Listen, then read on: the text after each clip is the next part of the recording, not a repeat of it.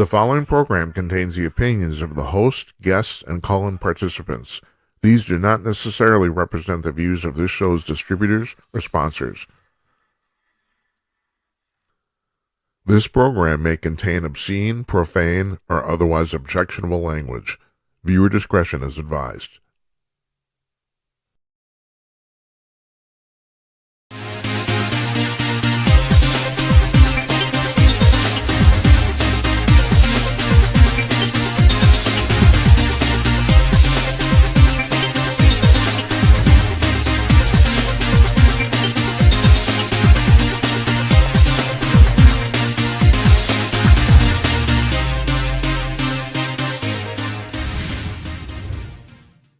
Hey, greetings from Minneapolis, everybody. Come to you cordless.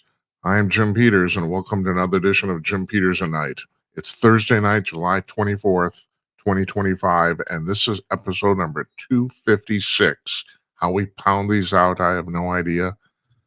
Hope you're having a good day today. It was another 90-degree day here in Minneapolis today. Everyone thinks it's cold here. Yeah, it is 4 months of the year. About 3 months of the year is hot as hell. Our guest today, Thomas DiLorenzo. He is an economist, former professor at Loyola, Maryland University, and he's the president of the Mises Institute. Now, if you've watched this show before, or for many years, or whatever, in its various incarnations, we've been doing this on Thursday. It's our 2-year anniversary, excuse me. On Thursday, it's our 2-year anniversary, but we did shows, about 400 shows at Conk News, which unfortunately is now out of business. That's kind of very unfortunate, but it is, as of a couple of weeks ago.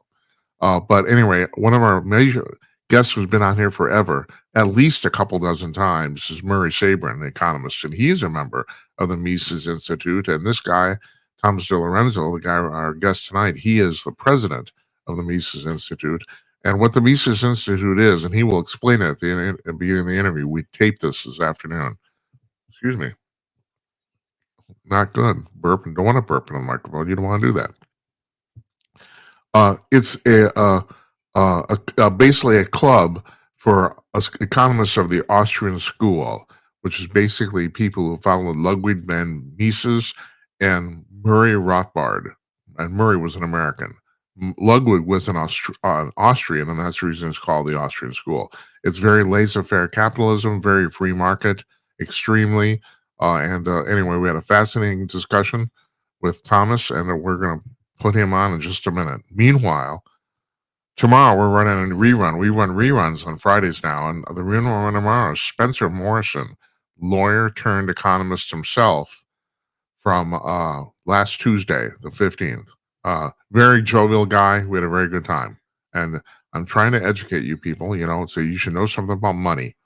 So I'm trying to do this in at least the painful point as possible. We talked to a lot of different people, a lot of different walks of life here, but one of the running themes is economics, along with climate change and UFOs, and I think you guys know where I stand on that stuff. I gotta admit, I have a friend of mine who watches the show regularly, and he's in finance, and his problem is, or he says my problem is I won't commit to anything. I will in part 2 tonight. And by the way, we're taking phone calls this evening right after the interview. The phone lines will open right after the interview if you want to call in. 325-CALL-JIM, 325-225-5546 on the bottom of the screen there. And you can send us a text at 408-458-5088. All that stuff's running, or will be running as soon as the interview's done. My friend says you won't commit to anything. Yeah, well, I got a problem. And I was telling my wife about this afternoon. It's like, all right, 255 shows, 400 shows previously at Conk News. I've done like 600 of these. I have guests on every night, and a lot of these people can completely contradict each other. And at this point, I don't know what to think. Only thing I do know what to think, and I'll talk about this in part 2, is that the Federal Reserve is spending $3.1 billion to remodel their office building. You heard me right, $3.1 billion. I'm going to bitch about this before, but I have to mention, you have to know this. You can build a really nice skyscraper in Midtown Manhattan for $1 billion. And this isn't even a new building. They're remodeling an old building. It's this. Oh God, I'm just my. And so anyway, Trump toured this today, and he had a few things to say, and I have a few things to say. But when it comes to like tariffs, Thomas DiLorenzo is going to talk about. Mr. DiLorenzo is going to talk about tariffs. I don't know what to think. I don't. You know, my general feeling is I trust Trump. It seems to be economics seem to be his wheelhouse, so he seems to have a handle on this stuff. And generally, in the past, that is his first term. Things always worked out well on the economic side. So, but there's a lot of people who say that what he's doing shouldn't work. And Mr. DiLorenzo is basically one of them, although there's some caveats. But yeah, so anyway, you listen to this, and Spencer Morrison is coming on a rerun tomorrow. Now, here's the deal. We have shows booked all 4 nights next week, and we still do. I'm not going to tell you who's on because I'm in the process of rearranging them. Now I have a woman named Kimberly who's helping me book the show, and she's doing a fantastic job. I cannot tell you. She's doing just a bang-up job. Well, anyway, but the thing is, I'm still booking some of the dates myself, especially when it comes to like the paranormal stuff, because I'm kind of an expert at that. So I book a lot of that stuff. But at any rate, we booked 2 economists back-to-back last week, for next week.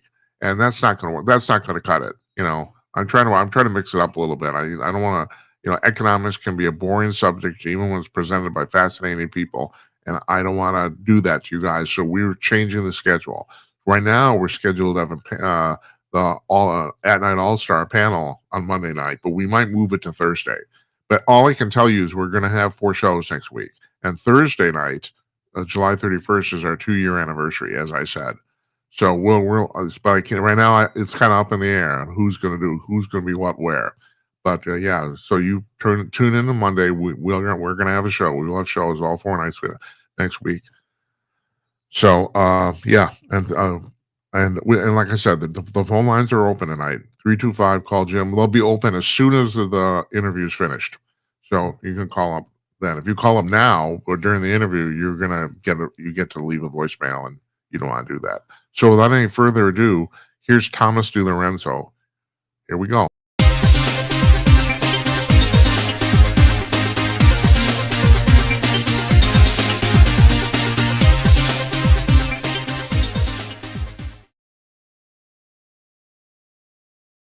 Joining us from his office in Auburn, Alabama at the Mises Institute, Thomas DiLorenzo. He's the president of the Mises Institute. Hi, Tom. Thanks Hi, for how are you? today. I'm good. Can you explain now? I was just telling you, we have one of your other members, Murray Sabrin. He's a regular guest on the show for many years now. He comes, he's actually even scheduled to come on next week. But could you explain to us what the Mises Institute is? It's an economic research and education organization that carries forward the work of Ludwig von Mises and Murray Rothbard. And Mises was the preeminent critic of socialism in the 20th century. He died in 1973, and he's the sort of the heir to a school of thought that came to be known as the Austrian School of Economics, because people like Mises came to America from Austria, and that name kind of stuck. It's free market economics. We study honest history. So we do. We just had a conference on the revisionist history of war, for example, with 16 speakers, and we're going to publish a book on it. And international peace is important also. And so we do some foreign policy research and writing, and a lot of economic education. Our website, Mises.org, is a tremendous resource to get a free economic education, very readable. Everything has to be readable on there, and you can download hundreds of books for free on our website. Yeah, we've linked to it before too. Both of my parents, I'm a first generation American. Both of my parents are from communist countries. Can you explain to me why socialism has suddenly become so popular? Because it's pretty obvious it's failed anytime it's been tried in the last 120 years. Yeah, well, it's popular among young people, and some young people. There are opinion polls. We're making generalizations here, so that's understood, right? But the young people who are taught anything about socialism are not taught anything about real socialism. They're taught about utopia. And they read the Communist Manifesto about what utopia would be like, It is totally unrealistic, of course, and they're never taught about the reality of socialism, which basically is about using governmental coercion to impose one single plan, whatever that plan is, on a whole society. And you cannot allow democracy. In the end, you might start out with democracy. Even Hitler was elected under democracy in Germany, Right. but it will eventually has to evolve into dictatorship, because you can't have one social plan imposed on everybody when you know everybody's not going to want that. Everybody's not going to want to lose their freedom to a bunch of government bureaucrats and politicians, and so you have to use coercion. And that means that the worst kind of people will rise to the top in a system like that. The type of people who have the fewest qualms about abusing or brutalizing their fellow man to make it all work. And the students are not taught that in school. They're taught about the never land theory of socialism. And they're also taught, not taught very well in economics about what real capitalism is. I was a university economics professor for 41 years before I became president of the Mises Institute. And I would tell my introductory students, when you go to the local bagel shop or the local pizza shop, that's capitalism. It's mutually advantageous trade. They give you something you like, a good bagel for breakfast or a slice of pizza for lunch, and you give them something they like, which is the money in your pocket. And but every time there's some sort of big scandal or there's a crook who works for a bank or something, sort of the left in academia in America makes it out to be, well, that's what capitalism is. It's political connections and crookedness, and that's how you make money.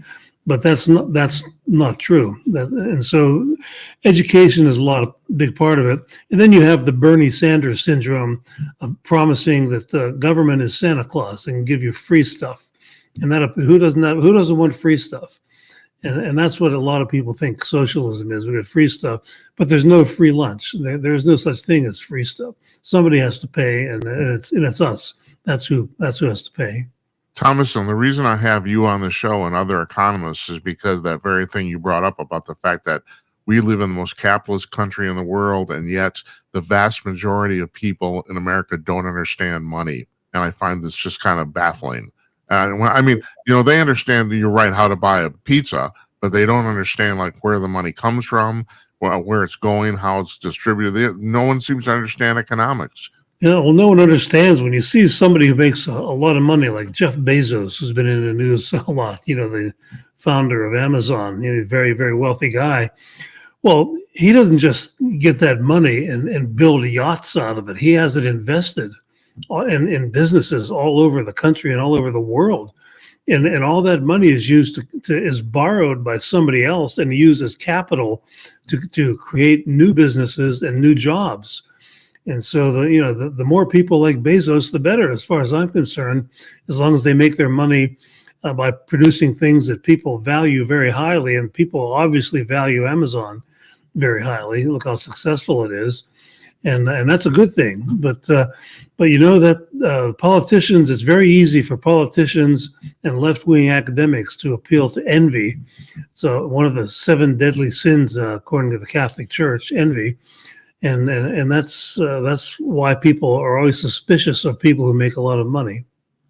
Yeah, it is the thing about the rising tides raises all boats. But yeah, I'm glad you brought that up, because I was going to bring that up too. Envy does play a big part in this, doesn't it? I mean, it sure does. It sure does. That's and when you look at it under socialism, it is wherever any country has been practiced. You got the political elite is wealthy. They take a hold of the government. They confiscate. They steal. They pay themselves exorbitant salaries, and they do very well. And everybody else suffers. Everybody else is impoverished by socialism, because it is economic poison for the common man and common woman. But the people who run the government do very well. When Chavez from Venezuela was the dictator years ago, after he died, you could read stories in the Wall Street Journal of his daughter having a net worth of something like $11 billion, and she was young. She was in her 30s. She wasn't one of the inventors of Apple Computer or Oh, anything like that, but she's a billionaire. no crypto, no AI, Yeah, nothing. no, she wasn't in on crypto at day one or anything like that. Right. Right. I've heard that that Vladimir Putin is actually the richest single man on earth. Is that true? Do you know? Oh, I don't know that, but I used to tell my students that Joseph Stalin in his day was the richest man on earth because he basically owned all of Russia. He was a Right. dictator of Russia. And so, yeah, who's richer than that? Thomas, when did you retire from teaching? I retired from teaching in 2020, and then the president of the Mises Institute resigned, and they reached out to me to come to Auburn. So I've been working with the Mises Institute for 35 years, off and on. Before that, Yeah, you haven't been out of teaching for very long, and the reason I ask is because did you get blowback from the students about your pro-capitalist views? Did the students, complain at that point in 2020? No, very little. I was extremely popular because I don't know if they saw it as a form of revolt against the establishment, but I taught at several different universities, and me and hundreds of my associates, academic associates who are conservative or libertarian academics, but we're always like the skunk at the picnic at the university. Right. And sometimes there might be 3, 4, or 5 of us in a single department, so we have colleagues, but then we're surrounded by a sea of socialists wherever we go. But the students, I was very popular. My classes were so popular, my elective classes, that the economics department that I was in had to pass a rule placing a limit on how many students could take each elective class, because they would teach courses where 5 students would show up, and I would have 35 or 40 or more wanting to take my undergraduate classes. And so they liked it. And I thought in a business school, and a lot of my students their parents were business people, or they owned their own business. And they wanted to do that. They wanted an interview with Morgan Stanley. Yeah. And so a lot of their classmates in other disciplines were different. But I was lucky in that regard that I taught in a business school. Well, so I asked this, and you've touched on this about the fact that Gen Z, or the current crop of young people, the youngest young people ever now, apparently, according to surveys, they're like the first generation in like maybe forever that seems to be predominantly conservative. And do you think that's a reaction, a rebellion against their parents or the older generations? Because it's never really happened before. Well, yeah, not in a long time. I don't know if it's ever happened before, but I think it's probably just from what I know about a lot of the young people that I've been around. I spent 41 years around 20-year-olds, at the university. Yeah. I think it's a reaction against the craziness of the American left, with the worshiping transvestites and claiming a man can be a woman, and attacking free speech and things like that. And I could tell you stories like at my former university, every year the seniors would pick a theme for their senior party before graduating. And the year Donald Trump was elected for the first time, that year they picked Celebrate America, because they knew it was an election year, and whoever won, it would be a peaceful transition of power. So Celebrate America. And they have a dance and a big party. And then Trump wins, and the university president told them, you have to change that title, or we won't let you have your party if you're going to be celebrating America. So they should be in mourning for America, was basically what he was saying, because Trump won the election. And so I think you go through several years of that type of bullying by the left wingers in the universities, and a large part of the student population is going to rebel against that. And I think that has a lot to do with it. I think they see a lot of their professors and university administrators as nothing but phony totalitarians. This is not your milieu, but I'm going to ask you.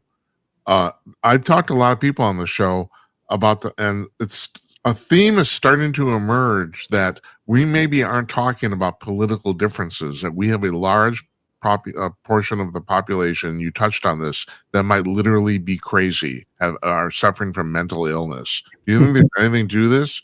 I mean, and the thing is, how do you, and where does that come from? I had a guy on the show last week who said, and I thought this was an interesting theory.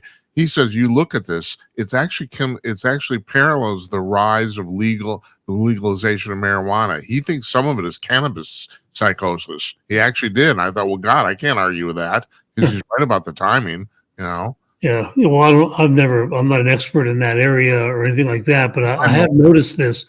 The rise of craziness. I mean, so many of these young people are easily talked into. Well, I'm not a man. I'm really a woman. So let me Right. just be a surgeon about that. And there's even these people I've seen on the internet that they have normal jobs. They might not be very high-paying jobs. They have normal jobs, and then at night they dress up like some sort of animal Yeah, in a furry. costume and walk around like an ostrich or something. Right. And they have a dual personality, but the other personality is some kind of bear or Yeah, something like that. right. And, That's that's how we live their life. And I know. if I that's know. not lunacy, what's lunacy? Yeah, well, that's true. That's Yeah. true. You've written 18 books or co-written at least 18 books. And your last book, as far as I can tell, was called The Politically Incorrect Guide to Capitalism, right? The economics. Yeah. Economics. Okay. Tell me something politically incorrect about economics. What's the first thing that comes up? Well, there's a big literature in the field of economics. I'm talking about the university level, for example, about what's called market failure. Markets, and that's another reason why so many young people are like socialism. They're taught that the markets fail everywhere in all sorts of ways. But the way in which it's taught is there's this theory that is presented of competition, and it's called perfect competition. And it's really sort of a utopian vision of what a perfect world would look like with all these assumptions.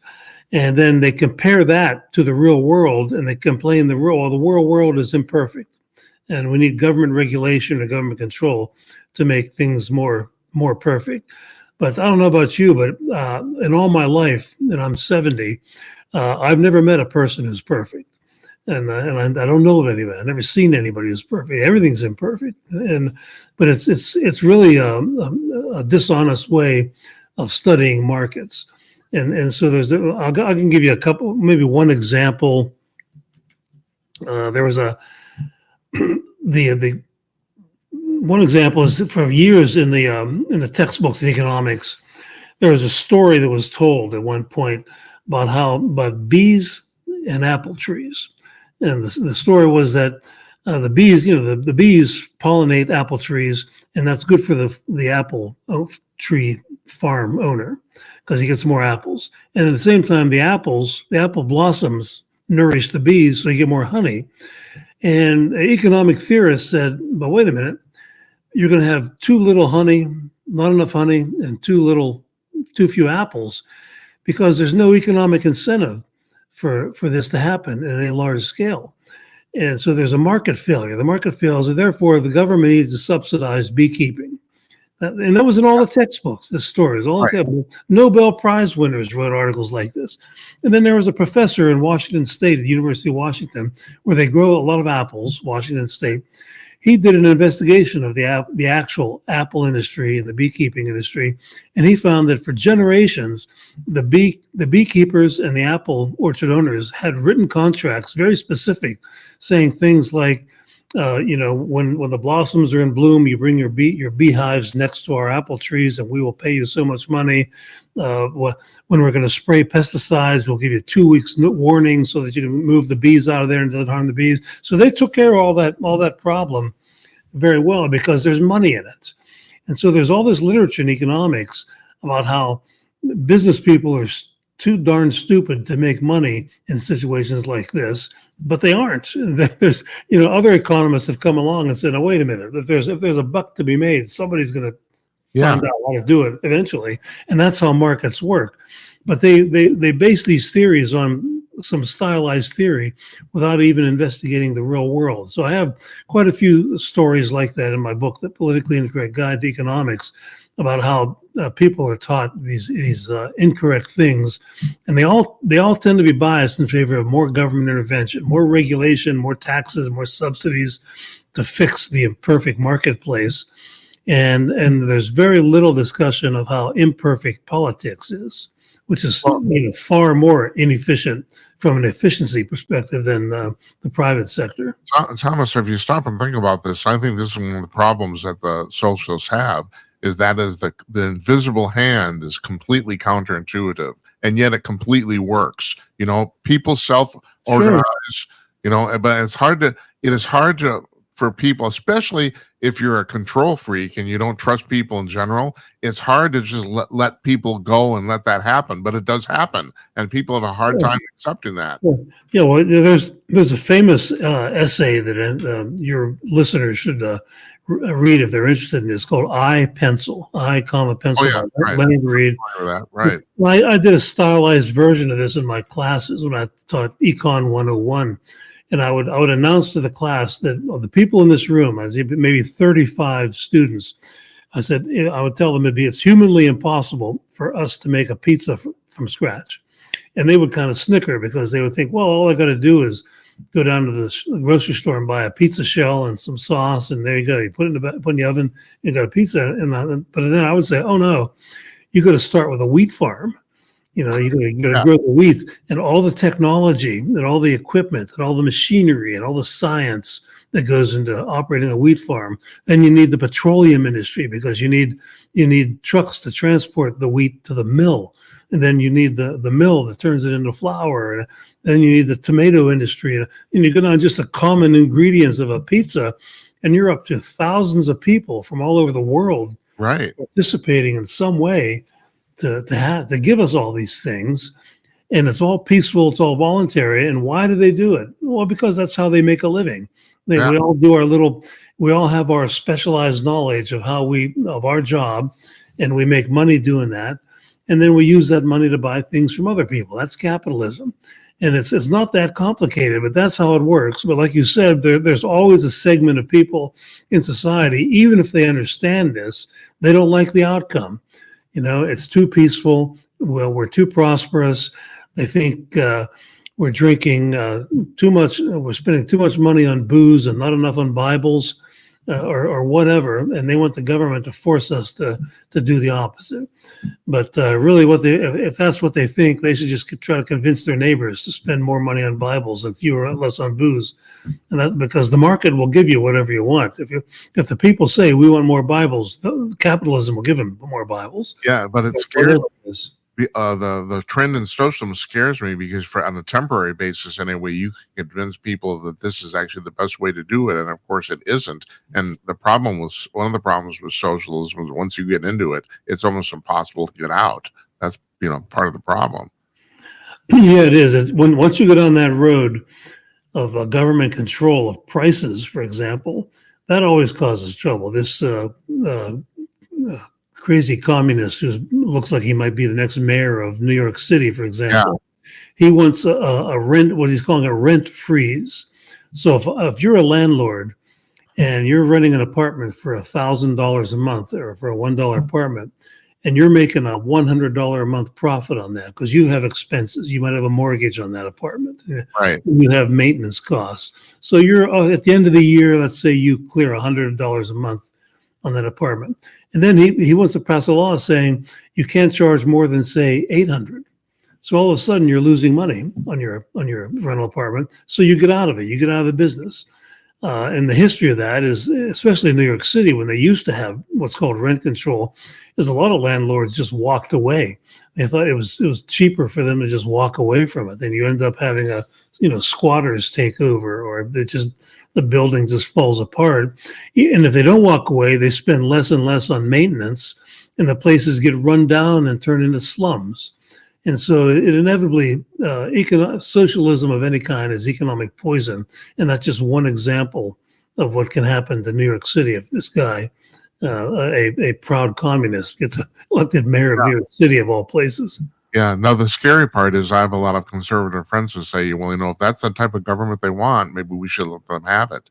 But like I said, the problem is once you get into that, it's very difficult to get out of it. Yeah. And of course, they'll need a bailout by the federal government, which means you and me as taxpayers. More free money. More free money. That happened in the 1970s in New York.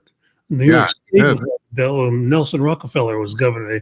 They had to bail out New York State because he was a sort of a maniacal spender, and got the whole state in a situation of bankruptcy. Well, there's always a big daddy bail you out somewhere. It's terrible. So I read your Wikipedia entry, I don't know who wrote that, but I don't think they like you very much. It's all anonymous. Yeah. You know you're doing the right thing if all the right people hate you. That's right. I was going to say that's not uncommon, So, yeah. But they pointed out. Now, I want to talk about your books on Lincoln, but they also there's a thing in there about the fact that you're fairly well known for your views on antitrust or your studies on antitrust. Yeah. But they brought up, and you brought up Nelson Rockefeller that made me think of this. They brought up FDR, and I've talked to Murray Sabrin about this, about the fact that, matter of fact, he educated me on this. I always thought when the Great Depression came along, and Hoover was perceived of not doing anything about it, and maybe that's true. He was just going to ride it out. So he lost, and they brought in FDR, and FDR started to do things, except that what he did probably prolonged the Depression. He probably actually made it worse, not better. Yeah. But there was a perception that he did something. And I was talking to Murray, and I said, well, my impression is that maybe we didn't know enough about capitalism in the 1920s and 30s to know what to do. And Murray said, oh, no, that's absolutely wrong. He said, we knew what to do. It's just Roosevelt didn't do that stuff. Is that true? Oh, yeah. And Herbert Hoover was not a sit on your hands kind of a guy. He was a big interventionist. Yeah, that's right. He raised taxes, big all of government pork barrel spending projects. But, when the government spends $10 billion, it has to take that $10 billion out of the economy. So it destroys real jobs in the economy to create government make work jobs. And it was Hoover who started that. It was Hoover who started farm subsidies and all of that, paying farmers for not growing food, because the thinking was, well, if you reduce the supply of food, the price will go up and farmers will be better off financially. Well, yeah, possibly, but then the people who buy the food are worse off financially, all of us. So when then Roosevelt, his chief domestic policy advisor was a man named Rexford Tugwell from Columbia University, and I quote him in one of my books as saying that what the Roosevelt administration did was just codify and expand on what Hoover started. So their economic policies are not that much different. And so the first 2 years of the Roosevelt administration, their theory was the Great Depression was caused by low prices. Therefore, if the government could force prices up, they would end the Great Depression. So in agriculture, they started they expanded the business of either forcing or paying farmers to grow less food or raise less livestock. They even had government employees go around killing livestock to increase the price of beef and the price of ham and everything to benefit the farmers. Then in manufacturing, they did the same thing. They put price controls on manufacturing, where there was a man named Jack McGidd in New Jersey who actually went to jail because he was a tailor. And the government said you have to charge at least 50 cents to hem a pair of men's pants. And he was charging 35 cents. And so he went to jail for that because he broke the price code. And so that was the craziness of the first Roosevelt administration. And the last thing you want to do in a depression is cause prices to go up. Yeah. And that made everything worse overall. And then all the government spending that took place, all the civil conservation corps and all the public works that they celebrate. Well, the unemployment rate at the beginning of the Great Depression was 2.9%. By the time you get to 1940, it's still around 17% unemployment. Yeah, several times more than what it was in 1929. So, and the reason for that is all of that spending on all those government jobs. That money had to be taken out of the pockets of the American consumers by taxes. And so you destroyed millions of jobs that would have happened in the private sector in order so that politicians can pat themselves on the back and hand out government jobs. And the people who got the government jobs will always be grateful for them because they can see it. It's a job, it's a money, it's a paycheck, and FDR is celebrated for that. But what you don't see is all the people who are even impoverished even more. You know, when all these, for example, when they started making the farmers grow fewer crops, well, the sharecroppers, many of whom were the grandchildren and great-grandchildren of slaves, were starved. They're impoverished because they're the ones who were running the farms. But if you drastically cut back in farm production, you're going to have less farm employment. And so in places like the Mississippi Delta, it created overwhelming unemployment and poverty by the Roosevelt administration. But there were people, you know, the people, like I said, the people who got the government jobs were very thankful and they knew who to vote for. In fact, the way they distributed a lot of the government spending in that time, they actually had government agents going out and asking people, are you a registered Democrat or Republican? And if you're a Republican, you would have a harder time in some states signing up for the benefits, for government benefits or a government job. But there's perception involved here too. I mean, you go back, there's millions of Americans who thought that Roosevelt did the right thing. I mean, he was kind of lionized, and not just by even average people, and yet he basically made this way worse. And these were sort of the early days of radio, when everybody had a radio. Right. And Roosevelt used the Federal Communications Commission to deny licenses or to end the licenses of radio stations that were critics of the New Deal. And so the Democrat Party basically monopolized the airwaves and radio. And of course, FDR himself put on some ugly looking sweater and did his fireside chats on early day TV to do the same thing. So they used the regulatory agency, the FCC, to basically to politically monopolize speech over this, and so it was hard for the other side to get their viewpoint across. What do you think of Trump's tariffs? I mean, I just learned this recently. I didn't know this, that in 1900, McKinley did the same thing, basically the same thing Trump's doing, and far from causing inflation, it actually worked out just fine. What do you think was going on with that? Well, there was McKinley when he was in Congress. William McKinley. He was in Congress before he became president. And when he was in Congress, he was like the Donald Trump of his day. He was a big pro-tariff guy.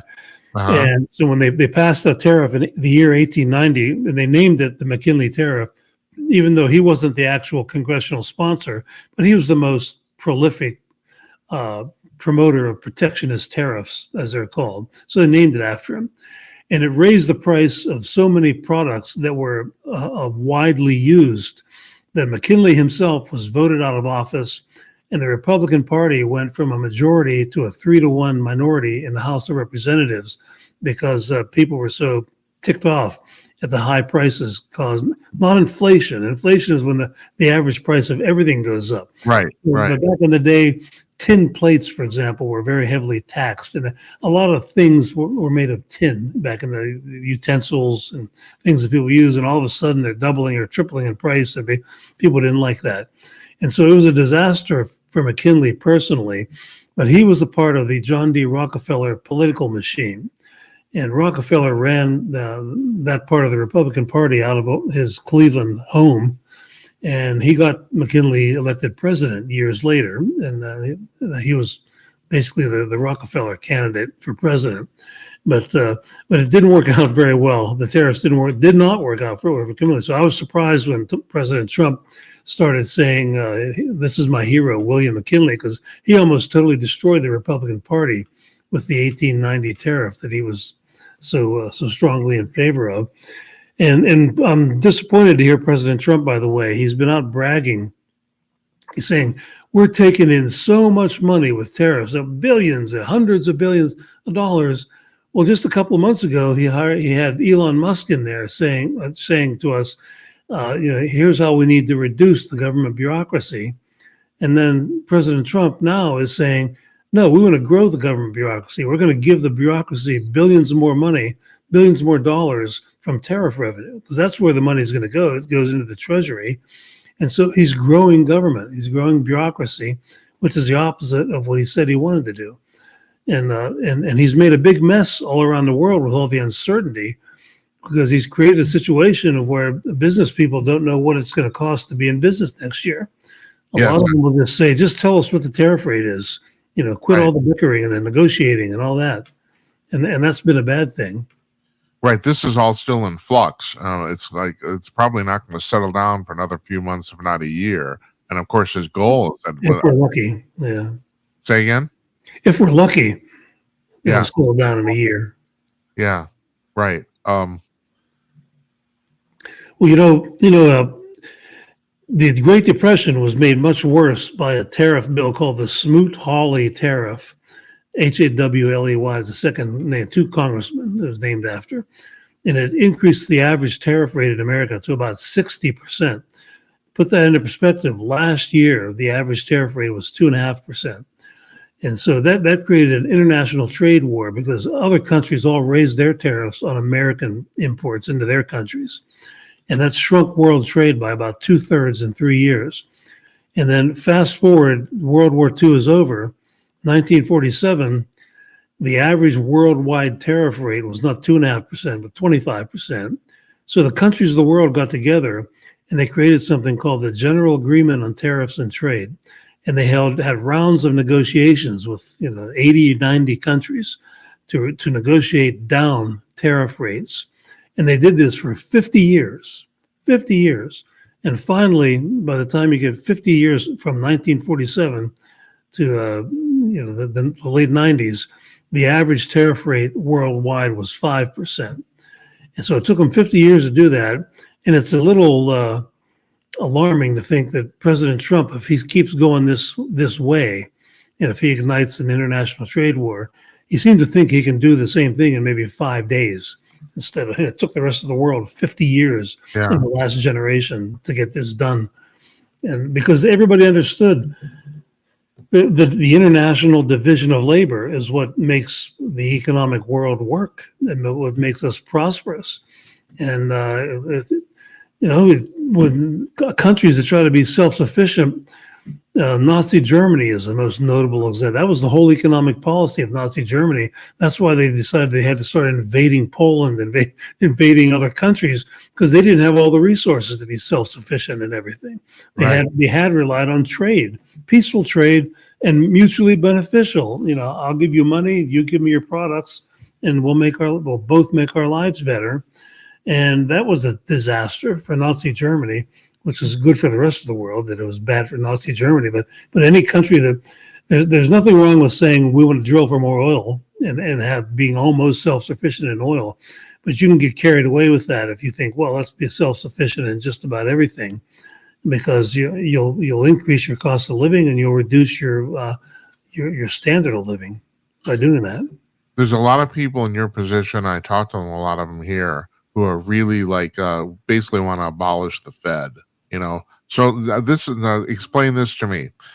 If we abolish the Fed, somebody still has to take care of printing money, and you don't want to give that over to Congress. It'll become completely politicized. Yeah. So maybe the Fed isn't working well, but you at least need something like it, don't you? Maybe not something like it, but we used to have competing currencies, and in Europe before the euro, there were competing currencies. Right. But in those days, the way electronic computing is now with our phones, even if you have exchange rate issues, that could be resolved in a few seconds, no matter where you go. Nowadays, I'm going to London in a couple of months, and I'm not worried at all. I might go to Turkey later on in the year, and exchange rates are not a big issue like they might have been 50 or 60 years ago, or let's say an inconvenience to travelers. And so, but we used to have competing currencies, and a well-known economist that's associated with our school of thought here at the Mises Institute is Friedrich Hayek. He was a student of Ludwig von Mises. He won the Nobel Prize in the 1970s, and he wrote a little book called The Denationalization of Money. Our money was nationalized during the Civil War originally, by the National Currency Acts, which created the greenback dollar as the monopoly money. There used to be competing currencies. And then when the Fed was created in 1913, it became, the government really took serious control of the money supply. Although we still had the gold standard, we still had banks could have gold reserves backing up their paper money. But then that was pretty much ended in the 1970s by Nixon in the early 70s. And the result of that was stagflation. Do you have any thoughts of that? Do you think we should go back on the gold standard? A lot of people do. Sure. I think competing currencies could involve cryptocurrencies, gold, silver, and that's the way we used to operate. The word Dixie, the South, the South in America is Dixie, the land of Dixie. Yeah, right. Dixieland. Where that comes from was there was a bank in New Orleans. It was called the Citizens Bank of Louisiana in the 19th century. And they had very high gold reserves, maybe 80 or 90% of the loans that they had extended. So if you had, and their currency was called the DIX, D-I-X, it's 10 in French. In Louisiana, a lot of French speaking people at the time in Louisiana. And so people, farmers and others from the upper Midwest would come down the Mississippi River and sell on their barges and sell their wheat or whatever they were selling. And they would go home and being paid in this currency called the Dix. And they would say, I came home with a pocket full of Dixies. And that's where the word Dixie came from. And the money was so popular that it was used in Minnesota and places like that because people trusted it. You could redeem it for gold and silver if you wanted to.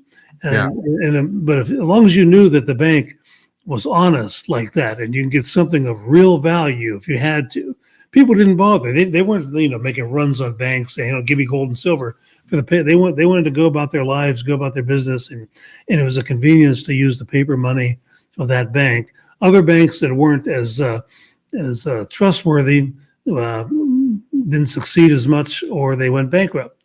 And so we had a competing system, and just like in Europe with the French franc and the British pound, and whoever's bank was more responsible, they had a stronger currency, the British pound or the French franc. And we could move back to a system like that. And instead of having a monopoly currency whose only value is based on the promises of politicians. And that hasn't worked out too well. The dollar, the purchasing power of the dollar is about 1% of what it was in 1913 when the Fed was created. Yeah. Yeah. So, I'm about the same age as you. And so this crypto thing, so, and also I'm a computer programmer, and Bitcoin started in 2006.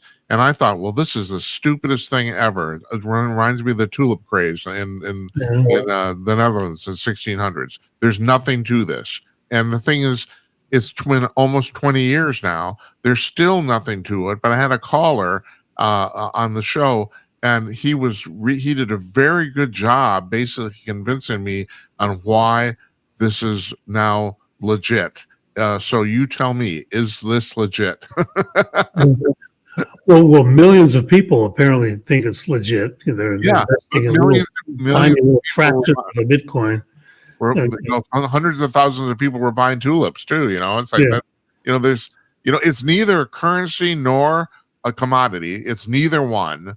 Yeah. So, like, what is it? So my caller friend, he said, well, it's a place where you can internationally stash money, and he said that's its value. So what do you think of this? Well, that's going to become more and more important as the American state continues to implode, and fewer and fewer people trust it.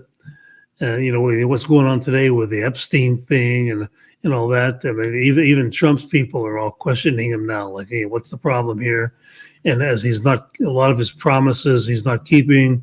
He wanted to visit Fort Knox, didn't do that, and so he makes all promise after promise, and he's not doing a very good job at keeping them.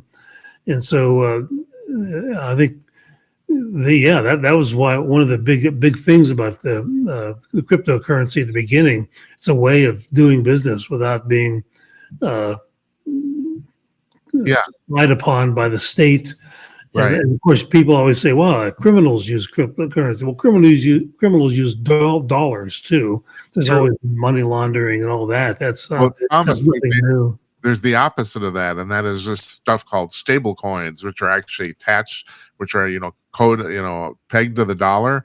And then the point is, well, what's the point of that? If you might as well, we might as well just use dollars. I mean, I don't understand. Can you Yeah, explain well, this? so far the crypto is it really doesn't succeed as a store of value. It's so volatile that it's not like gold is a great store of value. If you have some gold in your portfolio, that's a good thing. But I don't know of anybody who would say, yeah, I'd like to have. I'm pretty conservative as investors, but I'd like to have some cryptocurrency in my portfolio. Nobody is saying that, and that's one of the definitions of money. It has to be a medium of exchange, store of value, and a unit of account. Unit of account meaning this costs $10 or this costs $2, and you can do that with crypto. It's a medium of exchange, but it's not a very good store of value. You wrote a book called Hamilton's Curse. What is Hamilton's Curse? Well, there's a book that came out called Hamilton's Blessing by John Steele Gordon.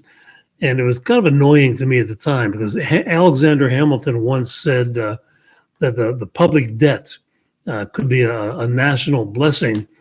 And what he meant by that is he thought government was way too small. When the Constitution was ratified, he called it a frail and worthless fabric because it did not allow government to be as big as he wanted it to be. And so, and the reason why he saw the public debt as a blessing is he said, these are what he said. I'm not making this up. He said that the wealthier people of the country would be the ones who would own government bonds, the debt. And so that would guarantee that there would always be an influential voting bloc and a political bloc in favor of higher taxes and bigger government to make sure there was always enough money in the treasury to pay off the principal and interest on their bonds. It's very Machiavellian, very, very political. And I thought, well, I'm going to write a book criticizing Hamilton. And Hamilton, I knew from my education that Hamilton was what was known in his time as a mercantilist.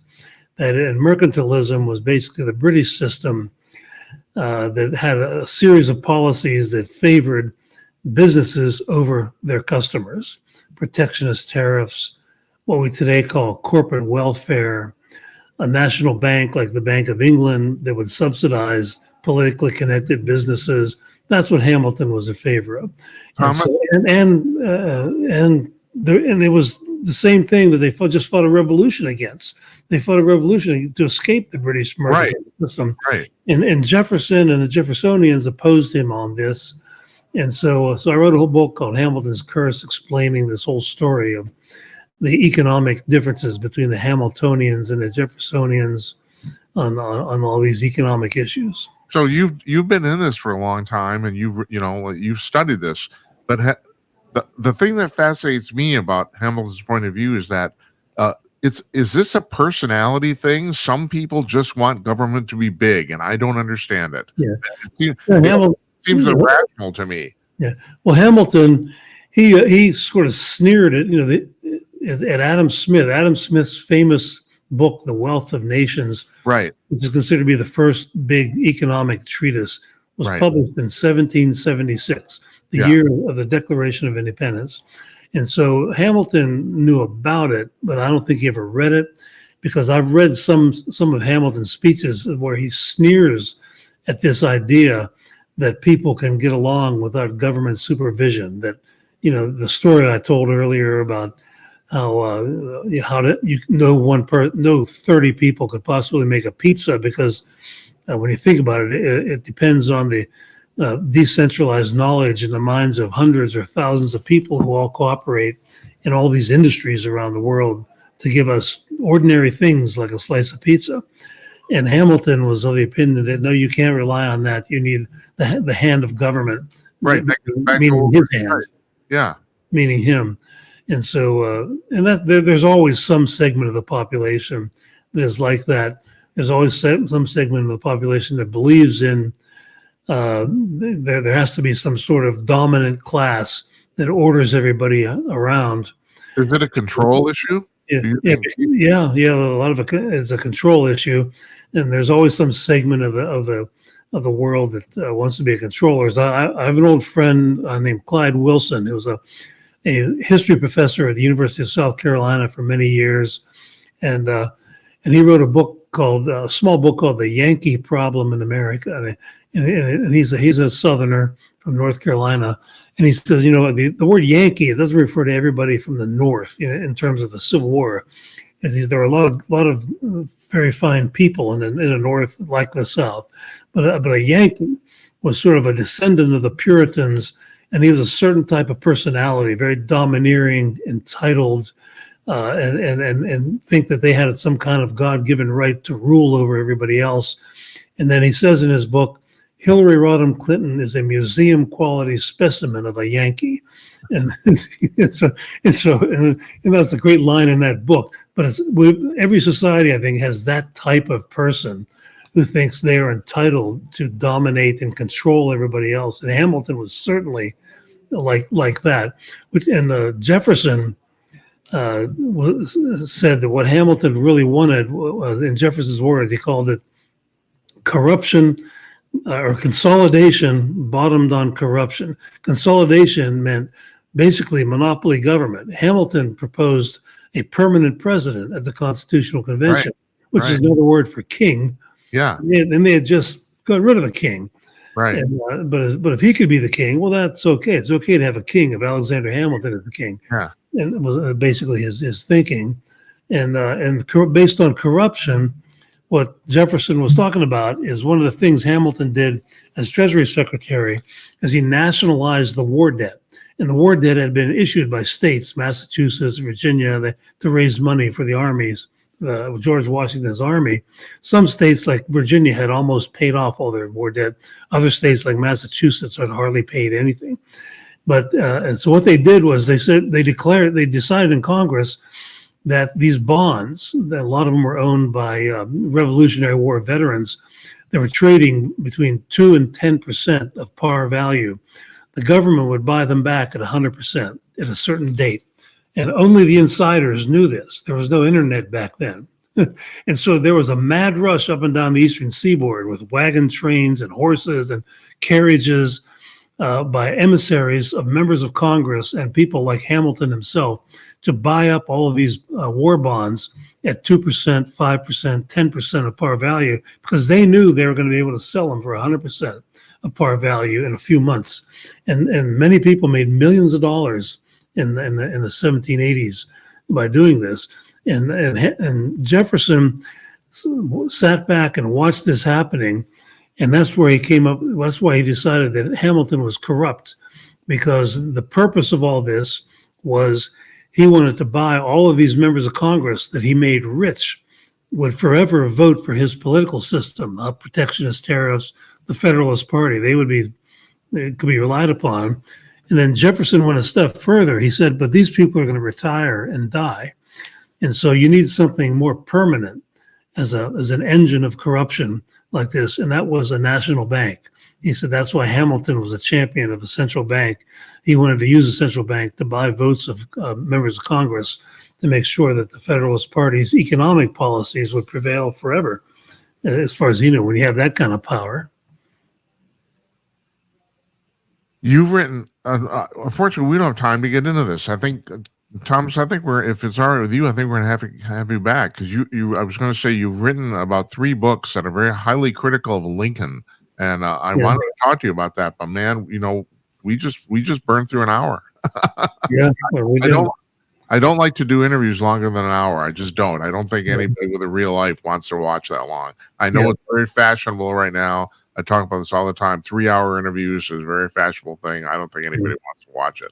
So if you're game, I'll have you back. I'd like that. Well, sure. Yeah, just get in touch anytime. I want to know. I want to know what you think. I mean, you're there's a lot of historians who don't agree with your thoughts on Lincoln. I want to talk about that. Sure. Yeah. I kicked over a hornet's nest when I wrote a book. Yeah. The Real Lincoln. I guess you did. That's right. Most of the books are about the unreal Lincoln. Yeah. Yeah. So yeah, I will do that. We'll reschedule you. Okay. I'll have Okay. you back. Thank you.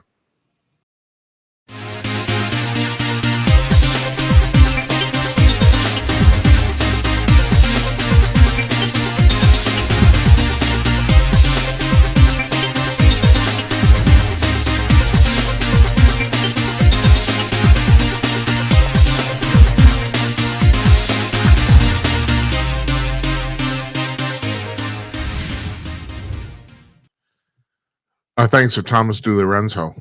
Fascinating discussion there. And I just want to, we're going to plow right forward here. It's the Jim Cast. This is the second part two of our show. I kind of do a kind of sort of a newscast, kind of sort of maybe.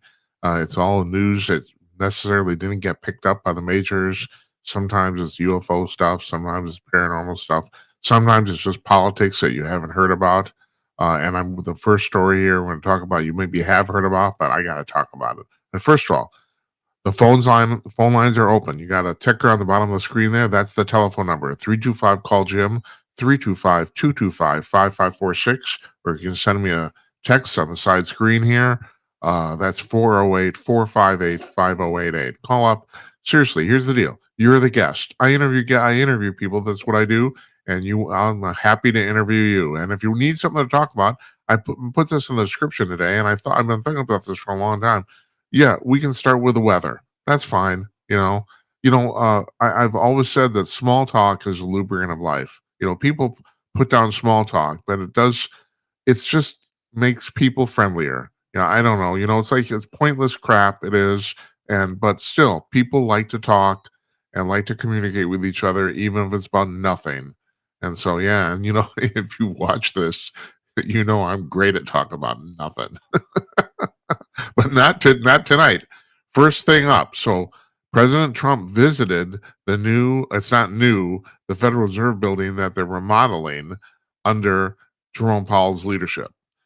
It's costing $3.1 billion to remodel this office building. Now, did you hear me right? It's one office building. They're not rebuilding it. They're just remodeling the interior. $3.1 billion. Well, the president, and especially because the president is a developer builder by trade, he had to go see this monstrosity, and he did. And so I'm watching this live on Fox News this afternoon, and I have to tell you, I'm not the only person to comment on this. The body language between the president and Mr. Powell standing right next to each other was frankly hilarious. It's plainly obvious these two guys are not getting along. And, this one thing I do love about Trump. He referenced it. He did not try to put the knife in and turn it or anything like that. But, he basically said, we have our differences here. And some reporter asked him, he said, are you going to bring up, the interest rates? And he said, well, not today. He said, I don't want to make this adversarial. And so, no, we're not going to talk about the day. We're here to talk about the office building. And apparently this construction project was authorized by the Biden administration under Powell's leadership and guidance. And apparently Powell is driving this. And it's going to be a fucking palace. I mean, Jesus Christ. I mean, I was thinking today, it's like the Reichstag building that the Nazis built in Berlin in 1939. I mean, which is basically kind of like a Capitol on steroids. I don't know if you've ever seen pictures of this. It was an unbelievably luxurious building. And that's what this reminded me of. It's like, why? I mean, the whole building is under construction. It's like they did walk through it. The cameras walk through it. You can't really get an idea of what's going on. I mean, but Trump said, he said it's going to be luxurious. Do we need, okay, I'm not one for squalor or even smart, people have to want to come to work. You don't want to give them a really drab experience. I understand that. But you understand, you got to keep this in perspective. You can build a really nice skyscraper in Midtown Manhattan for $1 billion. A really like a 70-story building in Midtown Manhattan, some of the priciest real estate on the planet for $1 billion. That's done. That's the kind of the going price for that now. Actually, you can build a really nice building, maybe 30, 40 stories for $500 million. This is 3 times that much, and it's not even a new building. They're remodeling the interior of their old building, which they have to because it's on the National Register of Historic Places. So they can't tear it down. Matter of fact, I think they can't even like vastly alter the exterior. This is all inside. It's mind blowing. Here's a story that never really got picked up on the news. It did a little bit, which is a reason I know. In Trump's first term, he had the U.S. Embassy in Israel moved from Tel Aviv to Jerusalem. Everyone know about that. You know, that was planned for like 30 years, but he finally pulled the trigger. So he gets a call from the embassy in Israel. How's it? We're going to construct a new building. How much? $1 billion. And Trump says, that's nuts. He says, I know how to do this. He said, send me the plans or whatever it is. Well, they built a very nice building. I haven't seen it, but Trump says it's a very nice building. I'm sure it's not luxurious, but a very nice building for $20 million. And he saved the American taxpayer $980 million in one construction project. Because the problem with the government is that, it's like they will spend any money you give them. And of course, they want to spend money they don't have, which I could make an argument about the fact that maybe the way to feed the beast is to starve it. It's like, it's never enough money, never.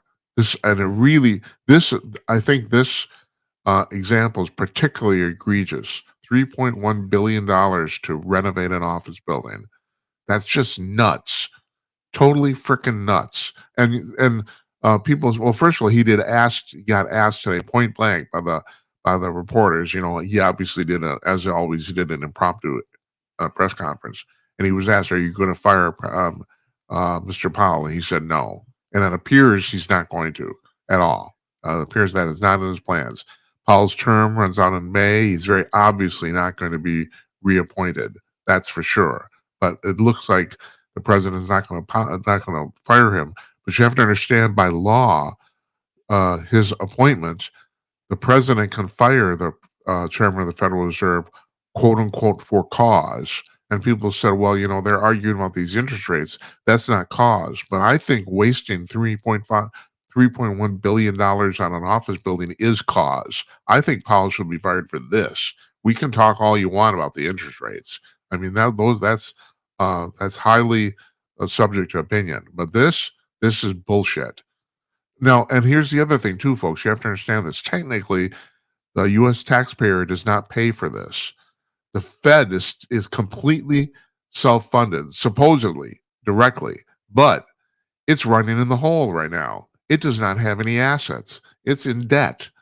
So they had to take out a $3.1 billion loan to pay for this. So God, who's going to pay for that? It's like, it's all so much bullshit. It's mind-boggling. God almighty, it pisses me off. It's like for an office building. It's like, what do they have concubines in there? Like what is going on? God, I don't know. Just really like I said, I thought at the top of the show, I got a friend who says, Jim, you never commit to anything on the show. Well, he'll admit I commit to the UFO thing. I commit to the climate change thing, and I do. Those are important to me. But I have people on the show, they're always telling me all sorts of stuff, and some of these people completely disagree with each other, and generally I don't know what to think. The interest rates, I'm guessing Trump's right, but I don't really know. The tariff thing, I don't know. You heard Mr. DiLorenzo here talk about it. He's basically thinks that Trump is screwing this up, but so far so good. I don't know. It seems to be working, more or less. I mean, that's the thing. Nothing's perfect, and DiLorenzo himself alluded to this. The fact of the matter is, socialists want a perfect world. It's never going to be that way ever. Capitalism is an extremely flawed system, but it's less flawed than all the rest of them. So, geez, I don't. But this really gets to me. I think Powell should be fired for this. Hell with the interest rates. He should be fired for this stupid office building. That's just bullshit. And the other thing is, okay, so the Fed is self-funded. Maybe they just like save the money, Trump proved in Israel that they built the building for $980 million and they wanted to. Apparently, he says it's a perfectly fine building. I'm sure it is. Same here. You could remodel this building probably very nicely for $50 million, but 3.1 billion and how many? It's like $50 million. Well, that's 5% of 1 billion. So it's like that would be like 2% of 3 billion. It's just God, I don't know. I can go on about this forever. I'm not going to. Joy Behar predicted on The View, and why is that on television? Can anyone explain that to me? And not only that, people say doesn't get good ratings. Actually, it does, or at least they're not bad. 2.5 million people a day watch that. More people watch The View than watch Stephen Colbert's show. Now I mentioned this in a previous show. Here's a real kicker: twice as many people watch The Price is Right in the morning on CBS than watch Stephen Colbert's show. More people watch Let's Make a Deal. I'm one of them. I admit it. Got to look at Tiffany Coyne and see what she's wearing every day because I'm an old pervert. Okay. All right. More people watch Let's Make a Deal than watch Colbert's show. I mean, it's really so. No, The View actually does okay, and that actually bothers me. Who's watching this? It's like God. Anyway, she says she's predicting that Fox News will end up taking down Trump. Will be Trump's uh, uh, swan song, mostly because of this Jeffrey Epstein thing. And no, I am astonished at how these people in the media in New York City are so out of touch with what the general public thinks. It's mind-boggling, which is the reason. I have to tell you, I lived in Los Angeles for a while. My entire life, I wanted to live in New York. The closest I came, and for several years, I had the use of a friend's apartment in the East Village, and I did come and go. And so I guess I don't know. It wasn't my official residence, but I don't know. I had a key. It's like, I could come anytime I wanted. So I don't know if that counts. That's the closest I got. I always wanted to live in New York City. Now I'm glad I don't. Since I started, well, I was going to say journalism, but once again, I would like to point out I do not consider myself a journalist, but I've been working in journalism, I guess, even though I'm not a journalist. Since I started this gig like 6 years ago, I've realized that it's a real advantage to being here, basically in the hinterlands. I mean, Minneapolis is the 15th largest city in the United States. Okay, but it's an island. I mean, the next largest city is Chicago, which is 8 hours away by driving. You could say maybe Milwaukee, but Milwaukee's not that big. Although I have to say I'm very fond of Milwaukee. I like it a lot, but it's not that large a city. That's the thing. Wisconsin doesn't really have a real metropolis. It doesn't, but Milwaukee's the biggest city there. But otherwise we're kind of sort of like, and we're landlocked. I mean, we're smack in the middle of the continent, which is really, we get this goofy weather. But I'm glad to do this show. It's good for me to be here because I kind of get a feel walking around of what the public's thinking. Now we have very strange politics here in Minnesota.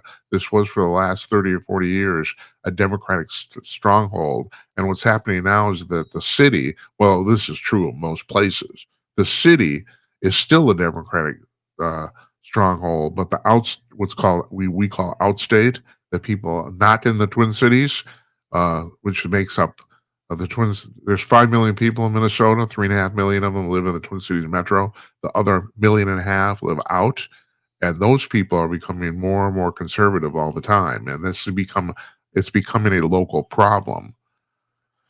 But anyway, I got you just get a different feeling from living in the bubble in New York City or Los Angeles. And I've lived in the bubble in Los Angeles, and I've been to New York enough to know the bubble there too. And I'm glad I don't have to. I mean, Joy Behar's this. It's hard for me to say this woman's crazy, but she's certainly completely misinformed. Totally. No, she might understand what her friends and her neighborhood in New York City thinks. She might understand that, but then you have to understand too that Manhattan is the single most liberal place in the whole United States. 92% of the people who live in Manhattan identify themselves as Democrats. 92%. There's 500,000 people who actually live there. 10 million people work there every day. Although I don't know, since COVID, I don't know how many of them actually came back. But at any rate, but she thinks that this whole Epstein thing is going to bring Trump down. No, it's not. No, although it is going to. I mean, there's going to be some tussle about this for quite a while. Now, last night I gave you my theory on what's going on here. It's not really my theory. This is Nils Gravelius, who was on a couple nights ago, earlier this week. He said this, but the thing is, I've heard other people say this too. First of all, I have to tell you, Bill Walton, who came on 2 weeks ago, really highly connected guy. He was on the Trump transition team in 2016. He's been the CEO of a bunch of big companies, extremely well-connected guy. He said that his network was telling him that Jeffrey Epstein actually worked for Mossad. And that's been floating around all over the place. I don't know if you've heard that. You know, at first they thought the CIA, but now no, he was working. And of course, Mossad is Israel's version of the CIA, but he was working for Mossad.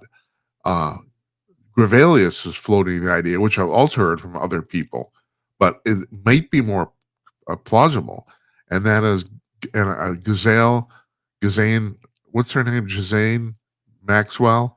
No one can pronounce her first name. I don't know how to pronounce it. We'll say Ghislaine. All right, that Maxwell. That she was actually the brains of the outfit, and Epstein was a front basically. And that one makes sense because if you know her family history, her father was Robert Maxwell, and he was a big publisher in the UK. And also, he died under very mysterious circumstances. And it turned out when he died, I think he was 68. He fell off his yacht, and apparently it was an accident. He doesn't look like he was pushed, and it does not look like he killed himself. He did actually fall off the yacht and drowned. Well, or actually, the coroner said he probably had a heart attack and fell off the yacht and drowned. But that's what happened. He was 68 years old, and when he died, it turned out he was massively personally in debt for hundreds of millions of pounds. That's not even his businesses. His entire business empire essentially collapsed on his death because he wasn't there to spin the plates, you know. So, and also, he had a history of essentially fraud. So she grew up in this environment, and you could make a good argument that maybe Mossad pointed at her, you know, or the CI or somebody. Anyway, that was Gravelius, who's a private investigator by trade. That's his theory, and I think he might be onto something. So I don't know if we're going to figure this out anytime soon. Once again, I said there's no client list because no criminal that organized in their right mind would keep one. There isn't. Although Alan Dershowitz, who was fingered by Jeffrey Epstein or somebody about being involved in this, and apparently he was not. But he said he has seen the client list. He said it does exist, and he's seen it. So God knows, who knows, you know. But Dershowitz pointed out, rightly so, that they can't release it. Now, just yesterday, a Florida judge ruled that they can't release the stuff from Jeffrey Epstein's 2003 Florida trial for pedophilia, for sex trafficking. They can't release that is bound. And she said the quote was, my hands are tied. She said, I can't do it legally. So, you know, and that was a whole really weird thing because here he got, you know, I can't, he was convicted of prostitution and trafficking minors and all this sort of stuff. And he basically got a slap on the wrist. And the AG of Florida at that time, whose name I cannot remember, said that he had no choice.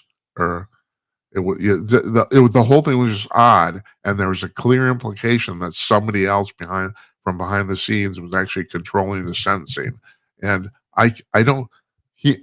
Epstein might have done a little time, like 6 months or something like that, but basically he got off, basically, for you know, not something that normally would have landed him 20 years in jail. He basically got off. That was 2003. So who knows? But Behar doesn't know what she's talking about. That's all I'll tell you. No, it's not going to bring down Trump. Not at all. It's not going to cause a rift in MAGA. That's not going to happen either. No, it's not. So. And of course, meanwhile, And I said this last night, although this is, it's amazing. We got all sorts of stuff going on in the world. You know what the press is talking about? Colbert and Epstein. That's what they're talking about. So, and this was David Strom, our friend at Hot Air, wrote a column today about the fact that he thinks that now Colbert's are going to be around for another 10 months, even though they have, he's going to be relieved of his duties in 10 months. But Strom thinks he's going to try to get fired. And I said last night, and I uh, still hold to this. This Skydance merger with the Paramount Global, if that happens before the 10-month period, if it happens during that period, I predict that Skydance, once they actually take ownership of CBS, will fire him immediately. That's what I think. Because I don't think they want. But Strom says, and Strom once again is not the only person who's floating this, that basically Colbert is going to try to get fired before then, because he says it will raise his credibility in the marketplace, and it probably will. So what is Stephen Colbert going to do after this? Well, he's not going to do another TV show. He'll probably end up doing a podcast. And you may say, well, good luck to that. It's something you have to understand. This guy's probably worth about $80 million. So he can afford to hire a few people and do some promotion and advertising to promote it. So he's not in your mom's basement doing a podcast. It's not going to be the same. So yeah, and I think David might be right about that. But I'm reiterating. I think that if Skydance takes control before his time is up, they will just let him go ASAP. That's what I think too. Which seems to be David's theory is that's what he wants. He's trying to get fired now. I got to bring this up because this is important. Today is the 35th anniversary of the founding of Talkers magazine. Now, our friend Michael Harrison, who's been having some health problems, unfortunately, I asked him to come on our 2-year anniversary show, and he said he couldn't do it. But that he's founded Talkers magazine 35 years ago today, and of course, it started as a printed publication, like most of these things do. It was the first trade publication for talk media in the United States. So, and it's still easily one of the best. Talkers.com, you can read it. It's this is all inside baseball stuff, so you might not like it or enjoy it unless you're obsessed with the media. But they're still running before this show started. 2 weeks before it started, they ran a very nice blurb on it. It was very nice of Michael to do that. I have no idea how I befriended this guy. I really don't. It happened at Conk News. He started coming on our show. I mean, he's been on here about a half a dozen times now. So I just kudos to them and him, and I hope he's doing well. And congratulations! It's quite a milestone.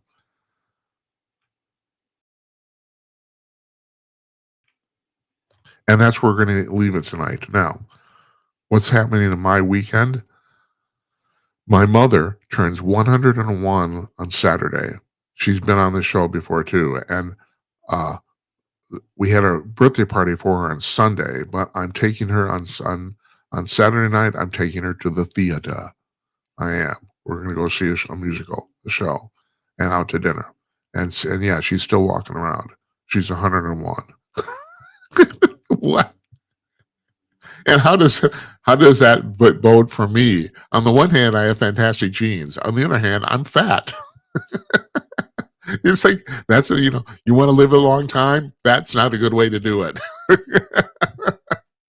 And I know people say, well, Jim, you're not that fat. But the thing is, like my mother, I spent at least the first half of my life rail thin, absolutely rail thin. Then I got married and happy. With that, how that happens.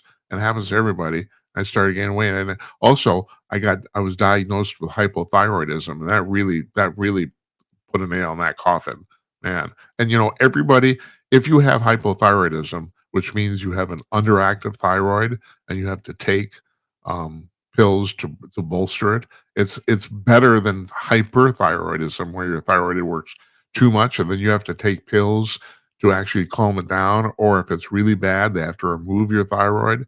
No, this I have hypo. I have a low thyroid system, and everybody who has that, they tell everybody who has it. First of all, everybody who gets it gains weight. Everybody does, and then they say, well, once you start taking the medication, the weight will come off, and it never does for anyone.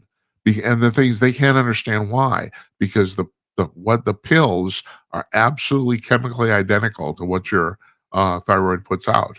And theoretically, you should lose weight, but nobody does. Nobody does, and they don't know why. They have no idea. And same thing happened to me. I didn't lose any weight.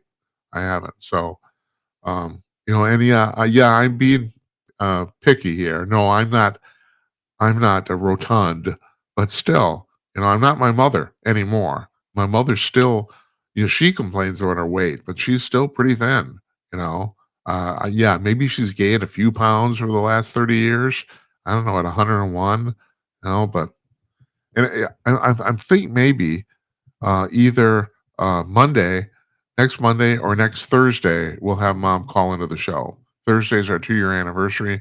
And like I said at the top of the show, I'm not going to, we have a schedule. We have our schedule up at Gemini.com on the front page, but it's going to change. That's all I know. I don't want to do 2 economists 2 nights in a row because I don't think you guys want to hear that, see that. I mean, I think part of the thing that people call up here, geez, I just realized something. Oh, part of the reason people, watch this is because there's the variety of who the guests are. I'm not that interesting. Yeah. So that's the thing. But I don't want to have too. So we gonna and I want to thank Kimberly again, the woman who's helping me book the show now. She's doing a fantastic job. I mean, I cannot tell you. This is just like I can't speak more highly of this woman, but the problem is I'm still booking guests too. And so we end up booking two people in a row who just happen to be economists.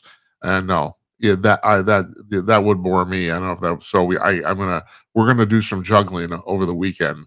And so I can't tell, I don't know who's gonna be on Monday, but I think that sometime next week we'll have my mother call in. Yeah, so happy 101st Esperanza. So, and I want to thank you guys for watching and happy weekend. I hope you have a good weekend.